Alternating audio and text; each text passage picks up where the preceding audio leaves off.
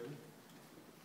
Il est évident que c'est bon d'être aujourd'hui dans cette maison des journalistes, parce que s'il est de bon ton dans nos sociétés d'abondance d'avoir dans les journaux eux-mêmes des critiques menées contre ce métier, qui serait un métier d'aisance et de corruption, il est clair qu'il y a beaucoup de pays dans le monde où les journalistes paient encore du prix de leur vie, leur combat pour la vérité.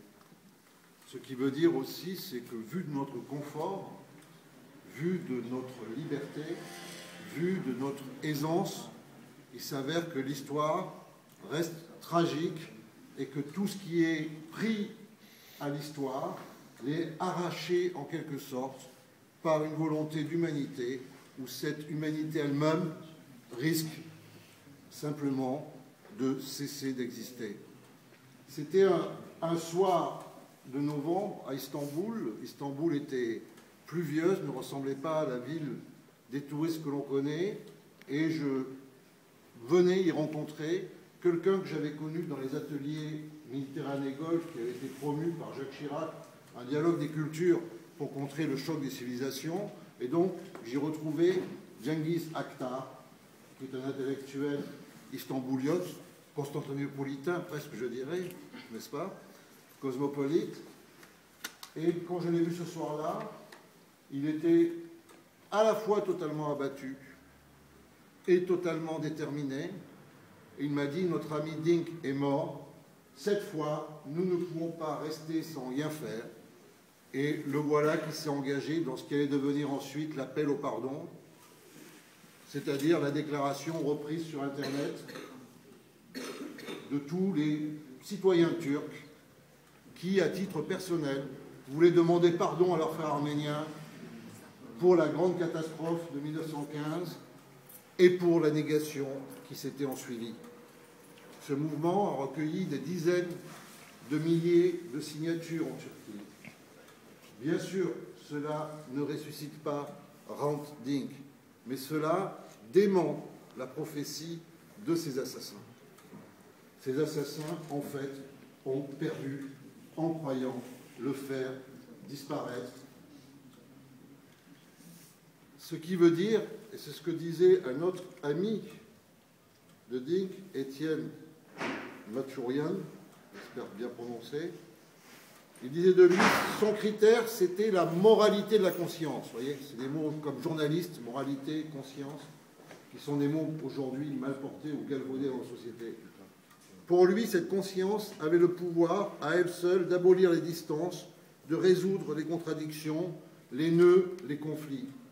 Et quand j'ai lu cette description de l'âme de Dink, c'est-à-dire de sa part immortelle sur laquelle ces assassins ne pouvaient pas avoir de prise, j'ai pensé irrésistiblement aussi à ces grandes figures de la dissidence soviétique, lorsque l'on pensait que la fatalité était totale, lorsque l'on pensait que le mur jamais ne tomberait. Et ce mur est tombé parce qu'il y a eu des hommes, des femmes, pour dire non au nom de la vérité. Je pense aussi à l'irrésistible vertige qui nous prenait lorsque Bernard Pivot s'est rendu au Vermont en 1988 ou 85 même pour interviewer Solzhenitsyn, et l'interview se concluait sur le fait que Solzhenitsyn placidement lui disait « Ne vous inquiétez pas, je vais bientôt rentrer dans mon pays ». Donc il y a une puissance de la conscience, comme le dit Dink, qui est plus forte que toutes les fatalités de l'histoire, même si ces fatalités existent.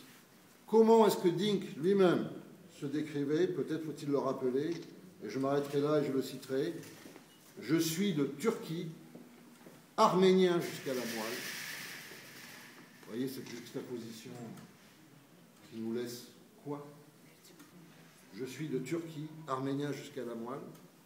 Je n'ai jamais pensé, ne serait-ce qu'un seul jour, que je pourrais abandonner mon pays pour m'établir dans ce paradis de liberté toute prête qu'on appelle l'Occident, et m'accrocher comme une sangsue aux démocraties créées par d'autres qui en ont payé le prix. J'ai bâti mon destin en luttant toujours en faveur de la liberté de mon pays. le trajet Arménie-Arménie, voulu par le Centre national du livre, s'achève par cet hommage à une conscience qui nous éclaire, qui nous montre le chemin. Ce chemin, ce n'est certainement pas celui de l'hostilité, c'est celui de la vérité. Une vérité qui ne saurait être la vérité si elle n'était partagée par tous. Le goût de la vérité partagée, voilà, c'est un peu comme dans l'ancienne Église. Les autels étaient bâtis sur le sang des martyrs. La vérité, aujourd'hui, a encore ses martyrs, mais leur sang, pardonnez-moi, se transfuse à nous, pour autant qu'on veuille bien le recevoir, et que nous, à notre tour, nous insurger contre le mensonge qui tue, le mensonge qui divise, le mensonge qui ne peut pas être humain. Donc c'est vraiment une grande chose pour nous que ce périple Arménie-Arménie que vous avez mené de Marseille à Paris se conclut sur cette exposition que nous vous devons aux éditions Galahad et que nous vous devons, madame. Merci d'être venue. Bravo.